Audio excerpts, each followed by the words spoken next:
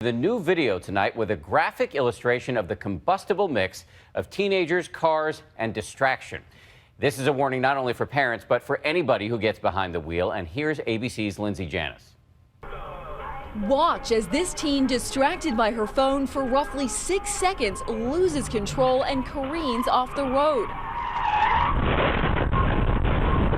And this teen, one hand on the phone, another on the wheel, just seconds before colliding with another car. Here's another playing DJ before running off the road. And another chatting to her friend, then plowing into the car in front of her. Oh, that was my phone. These shocking videos are all part of an unprecedented look at the #1 killer of American teenagers, car crashes.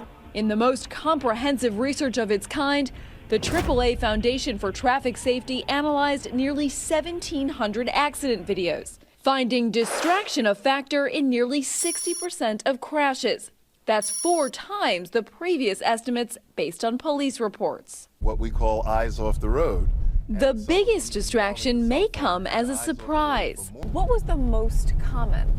The most common was talking to somebody in the vehicle, exactly what we're doing. And the second biggest distraction? Texting and talking on cell phones. Teens have the highest crash rate of any group in the country. Maryland teenager Liz Marks was a beautiful, popular high schooler who even did modeling on the side, when in April 2012, she was driving and received a text from her mom. I would ask Liz all the time, do you text and drive? Do you use your cell phone behind the wheel? And she told me no.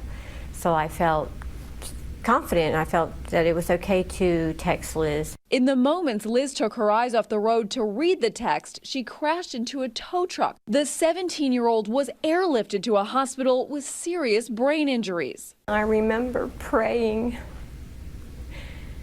and as my head was down, I saw blood all over the floor, and it was my daughter's blood. And now at 20, Liz remains disfigured, disabled, and blind in one eye. So let's just take a look and see how you're doing in here. Today, ocularist Timothy Friel at Johns Hopkins is fitting Liz with a prosthetic eye, just one part of her lifelong medical journey. What's my future like with this?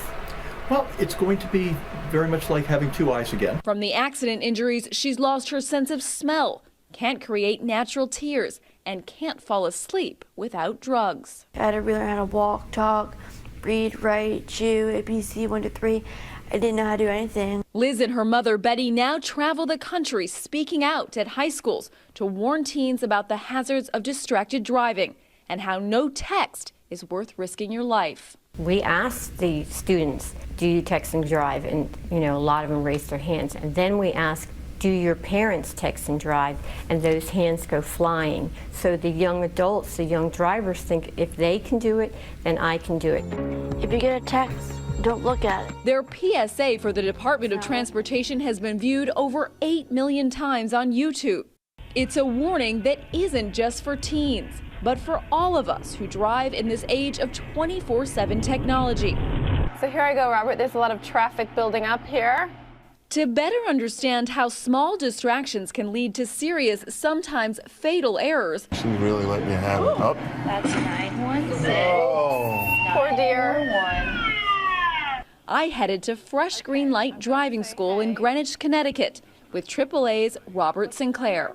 This is a multi-screen simulator that many teens are using to learn how to drive. Try texting him at 35350. I was surprised how just a tiny bit of distraction made me second guess my driving ability.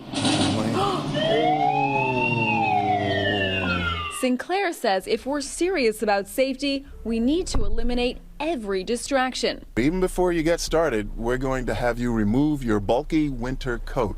No kidding. I can't drive in my coat? You shouldn't, because it restricts the movement of your arms. Winter coat does not I'm not allow. going to disobey the driving instructor. No, that's right. So how can we all be safer behind the wheel? 16 to 19 years old, we're talking about a driver that has very limited experience, limited training, and numerous studies have shown that the young brain is not fully developed until it gets to 21 or 22 years old. I asked Robert what parents could do to minimize teen accidents.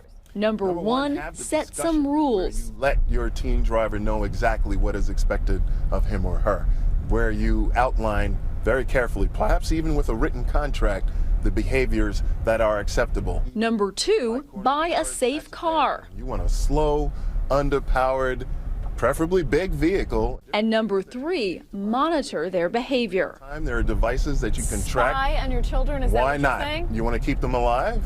For all drivers, adults included. He warns against loud music and also says just because you use a hands-free device doesn't mean you're safe. AAA is now pushing states to pass laws prohibiting cell phone use by teen drivers. So far, 13 states have not.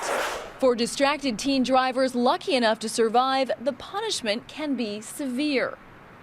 In 2012, 18-year-old Aaron DeVoe became the first driver in Massachusetts to be convicted of vehicular homicide by texting after hitting a 54-year-old man.